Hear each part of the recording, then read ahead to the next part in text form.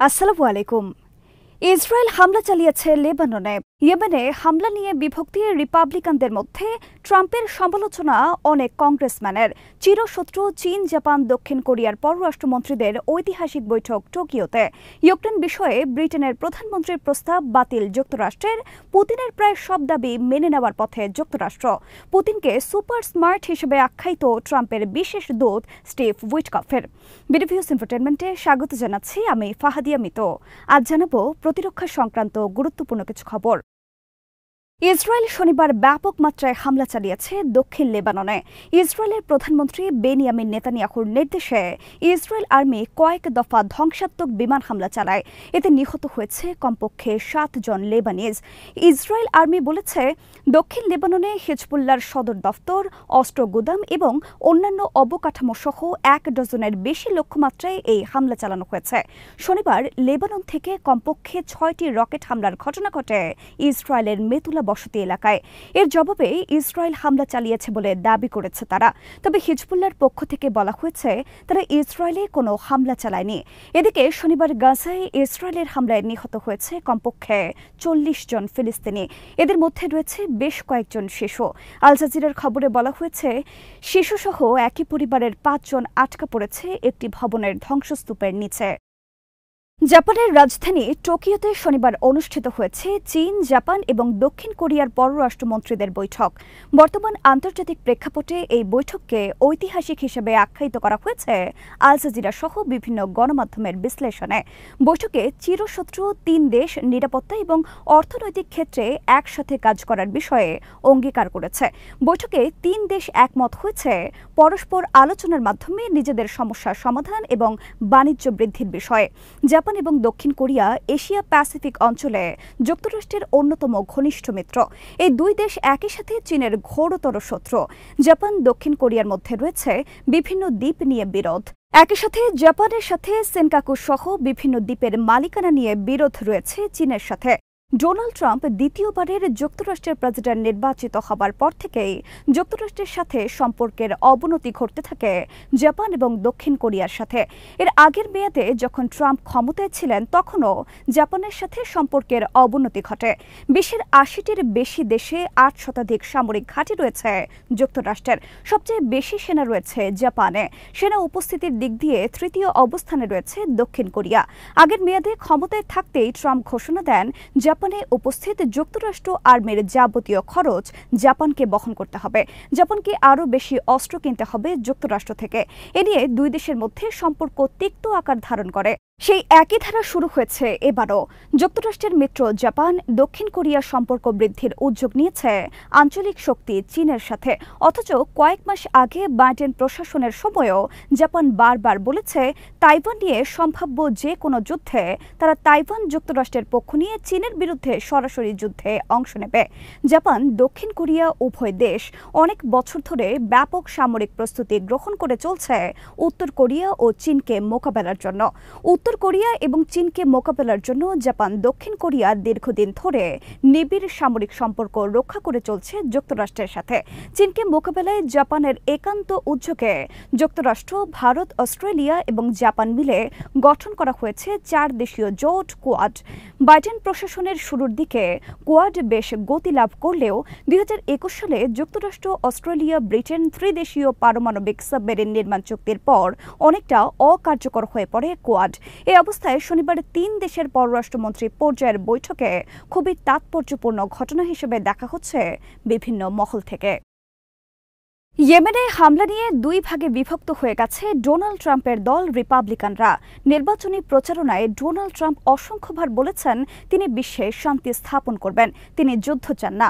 2024 সালের 4 নভেম্বর নির্বাচনী প্রচারণার শেষ দিন মিশিগানের এক সমাবেশেও ডোনাল্ড ট্রাম্প বলেছেন যুদ্ধ বন্ধ করে তিনি বিশ্বে শান্তি ফিরিয়ে আনবেন।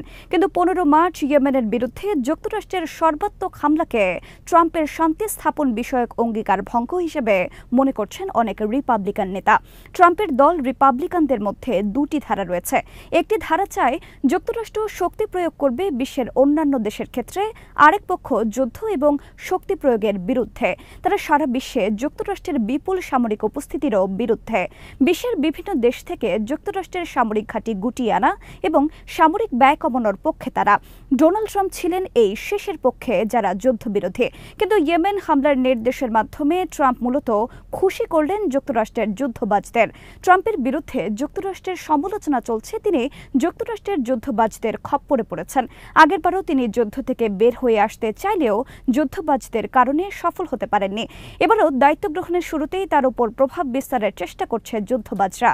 ইয়েমেনে হামলার বিরুদ্ধে তীব্র সমালোচনা করে মঙ্গলবার সামাজিক যোগাযোগ মাধ্যমে পোস্ট করেছেন Republican congressman Thomas Massie, Marjorie Taylor Greene সহ অনেকে। তারা বলেছেন, আমরা আর মধ্যপ্রাচ্যে কোনো যুদ্ধ চাই না, আমরা আর কোনো ইরাক আফগানিস্তান চাই না, এগুলো আমাদের যুদ্ধ নয়। আমেরিকানরা আর এসব যুদ্ধের জন্য কোনো মূল্য দিতে রাজি নন। ক্ষমতা গ্রহণের ২৪ ঘণ্টার মধ্যে ইউক্রেন যুদ্ধ বন্ধের বিষয়ে বারবার অঙ্গীকার করলেও ট্রাম্প সেটা করেননি। যেখানে ইউক্রেনকে যাবতীয় অস্ত্র সহায়তা বন্ধ করে দেওয়া এই যুদ্ধ বন্ধের একমাত্র পথ, সেখানে সেটা না করে তিনি একদিকে ইউক্রেনকে অস্ত্র সহায়তা দেওয়া অব্যাহত রেখেছেন এবং আরেকদিকে রাশিয়ার সাথে আলোচনার নাটক করছেন বলে অভিযোগ করেছেন কেউ কেউ। তাদের অভিযোগ, আলোচনার মাধ্যমে পরিস্থিতিকে জটিল দিকে নিয়ে যাওয়া হচ্ছে। আলোচনার টেবিলে ইউক্রেন রাশিয়ার কাছ থেকে দখলীকৃত ভূমি ফেরত চাইবে, আর রাশিয়া বলেছে তারা দখলীকৃত কোনো ভূমি ফেরত দেবে না। ফলে এই নিয়ে দেখা দিতে যাচ্ছে বড় ধরনের সংকট। সিএনএনের বিশ্লেষণে ট্রাম্পের এই আলোচনার উদ্যোগের সমালোচনা করে বলা হয়েছে, কূটনীতিতে ওয়াশিংটন পেরে উঠবে না ক্রেমলিনের সাথে। ট্রাম্প বিশ্বাস করেন পুতিন শান্তির পক্ষে, কিন্তু এই বিষয়ে ট্রাম্প ভ্রান্তির মধ্যে আছেন। পুতিন আসলে ট্রাম্পের সাথে গেম খেলছেন এবং তার অন্য বড় উদ্দেশ্য আছে। সিএনএনের বিশ্লেষণে ট্রাম্প প্রশাসনকে স্মরণ করিয়ে বলা হয়েছে, ভ্লাদিমির পুতিন সোভিয়েত আমলের একজন ঝানু গোয়েন্দা কর্মকর্তা। তার চারপাশে যারা তার ঘনিষ্ঠ, তাদেরও অনেকে সোভিয়েত আমলের গোয়েন্দা কর্মকর্তা। ১৯৯১ সালে যুক্তরাষ্ট্রের কাছে সোভিয়েত ইউনিয়নের পতনের অপমানকে তারা কোনোদিন ভুলে যাননি। তারা যুক্তরাষ্ট্রের বিরুদ্ধে এর প্রতিশোধ নেবার জন্য দৃঢ় প্রতিজ্ঞ।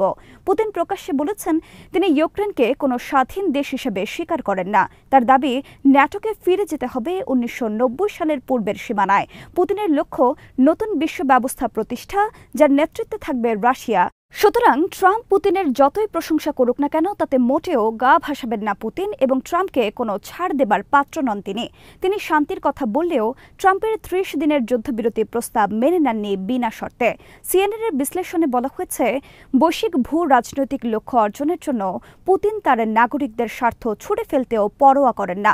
ইউক্রেনে আগ্রাসনের কারণে দেশটি ইতিহাসের সবচেয়ে বড় অবরোধের মুখে পড়ে এবং নাগরিকদের জীবনে অবর্ণনীয় দুর্দশা নেমে আসে।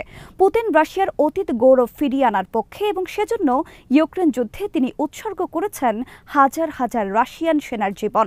সেই পুতিন ইউক্রেন বিষয়ে আলোচনার টেবিলে কোনো ধরনের ছাড় দেবেন না, এটা বিশ্বাস করেন না অনেকে। কারণ মস্কো খুব ভালো করে জানে, তারা ৩ বছর ধরে যুদ্ধ করছে যুক্তরাষ্ট্রসহ পশ্চিমাদের বিরুদ্ধে, ইউক্রেনের বিরুদ্ধে নয়। যুক্তরাষ্ট্রসহ পশ্চিমারা ইউক্রেনকে ব্যবহার করেছে রাশিয়াকে ধ্বংস করার লক্ষ্যে। এ যুদ্ধে রাশিয়ার ক্ষতি অবর্ণনীয়। বিনিময়ে তাদের দখলে এখন ইউক্রেনের ২০% ভূমি। বৃহৎ কোনো কিছু অর্জন ছাড়া এটি তারা ছাড়বে না। ডোনাল্ড ট্রাম্পের মধ্যপ্রাচ্য বিষয়ক বিশেষ দূত স্টিভ উইটকফ প্রত্যাখ্যান করেছেন ইউক্রেন বিষয়ে যুক্তরাজ্যের প্রধানমন্ত্রী কিয়ার স্টারমারের প্রস্তাব। কিয়ার স্টারমার প্রস্তাব দিয়েছিলেন, যুদ্ধবিরতির পর ইউক্রেনে মোতায়েন করা হবে একটি আন্তর্জাতিক ফোর্স শান্তিরক্ষা মিশন হিসেবে। এমনকি কিয়ারমার এর আগে বলেছিলেন, তারা ইউক্রেনে সেনা পাঠাবে যদি যুক্তরাষ্ট্র হাত গুটিয়ে নেয় ইউক্রেন থেকে। শনিবার প্রচারিত টাকার কার্লসনের সাথে এক সাক্ষাৎকারে স্টিভ উইটকফ ইউক্রেনে ব্রিটেন সহ অন্যান্য দেশের সেনা মোতায়েন পরিকল্পনা প্রস্তাব বাতিল করে দেন। স্টিভ উইটকফ বলেন, আমি রাশিয়ার প্রেসিডেন্ট পুতিনকে পছন্দ করি, তিনি খারাপ লোক নন, সে একজন সুপার স্মার্ট ব্যক্তি। উইটকফ বলেন, পুতিনও ট্রাম্পকে খুব পছন্দ করেন। আমার সাথে বৈঠকে পুতিন বলেছেন, তিনি ট্রাম্পের জন্য প্রার্থনা করেছেন যখন তিনি গুলিবিদ্ধ হন নির্বাচনী প্রচারণায়। তিনি ট্রাম্পের একটি ছবি আঁকিয়েছেন এবং আমি তা ট্রাম্পকে হস্তান্তর করেছে। ট্রাম্প সেই ছবি স্পর্শ করেছেন। টাকার কার্লসনের সাথে সাক্ষাৎকারে উইটকফ ইউক্রেন যুদ্ধ বিষয়ে রাশিয়ার যুক্তির পক্ষে কথা বলেছেন। পুতিনের দাবির সাথে তাল মিলিয়ে তিনি বলেন, ইউক্রেন একটি মিথ্যা দেশ। কেবল তাই নয়, ইউক্রেনের যেই 5টি অঞ্চল রাশিয়া তার ভূখণ্ড হিসেবে সংবিধানে অন্তর্ভুক্ত করেছে তার পক্ষেও সমর্থন দিয়েছেন তিনি। উইটকফ বলেন, এসব অঞ্চল রাশিয়া গণভোটের মাধ্যমে তাদের দেশের অন্তর্ভুক্ত করেছে। এসব অঞ্চলের মানুষ রাশিয়ান ভাষী এবং তারা রাশিয়ার সাথেই থাকতে চায়।